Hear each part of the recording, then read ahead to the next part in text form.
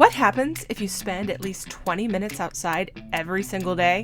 In 2017, I set out to find out. Welcome to the Humans Outside Weekly Diary, where I tell you my own lessons from a life spent outside. What did I do and learn while going outside this week? That and this week's Real Outdoor Hero, up next.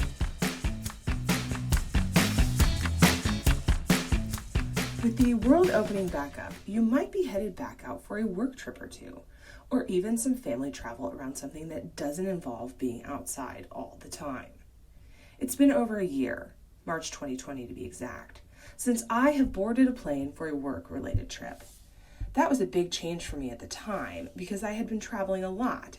In fact, when things shut down in March 2020, I had a work or graduate school related trip scheduled for all of the remaining weekends that month, and all of that was canceled.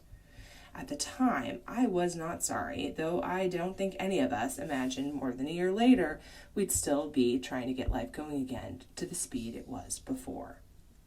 I've spent the last week in the Washington, D.C. area doing some work-related meetings and getting ready to run the Marine Corps Marathon. If you pay attention to this stuff, though, you know the official Marine Corps Marathon was canceled. I'm me, so I've been joking that canceling the race deterred me from showing up to run it. Not at all. But the truth is that I had other things scheduled around the trip, and I didn't want to cancel any of those. And so I was fully dedicated to coming either way. In fact, I'm recording this from a hotel closet before running my race. How does it sound? The closet has no light, so it's kind of dark in here. Traveling can be a real challenge in the outdoor time department, especially if you are looking for that time to be purposeful and more than just a hurried walk from appointment to appointment. In my experience, there are a few really important keys to making outdoor time happen during work travel. And in case you're getting ready to see travel a part of your life again, I want to share them. The first challenge, of course, is getting outside on travel days. It takes a really unbelievable amount of time to fly to anywhere from Alaska. We're talking more than 3 hours to get to Seattle, the normal layover spot. Then, if you're going to the East Coast, you're looking at another 5 hours in the plane. All of this probably means you're leaving for the airport early in the morning and getting to where you're going late in the evening after bedtime. That's not exactly conducive to some quality outdoor time. And so, the key for travel days is planning ahead. For example, before I even left my house when I flew out here, I knew I'd be spending a portion of my layover in Seattle walking along the car drop-off area.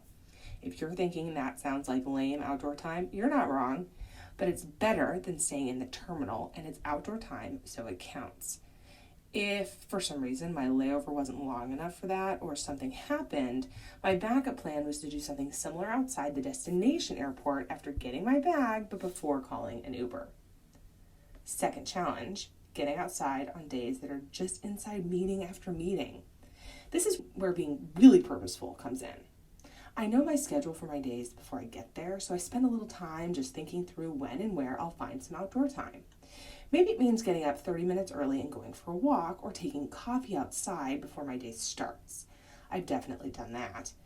Maybe it's looking at the conference schedule, knowing there's a 30-minute break between sessions and being very purposeful about heading outside during it, avoiding getting caught up talking to someone or asking if they'd like to join me outside while we chat.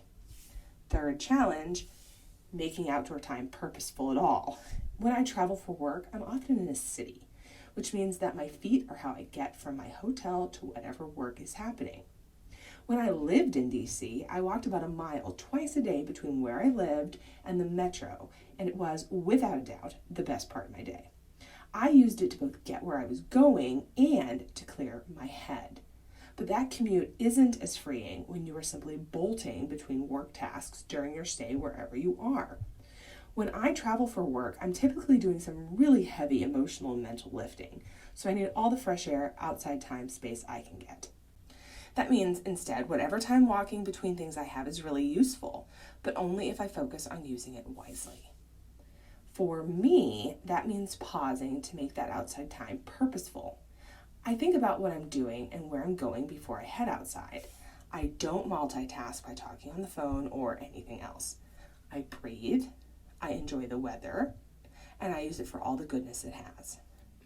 If you want to see my city-based outdoor time, you can just scroll back through my photos from the last week on Facebook and Instagram. And as always, I want to see your outdoor time too. Tag whatever photos you want to share with hashtag HumansOutside365. Until next time, we'll see you out there.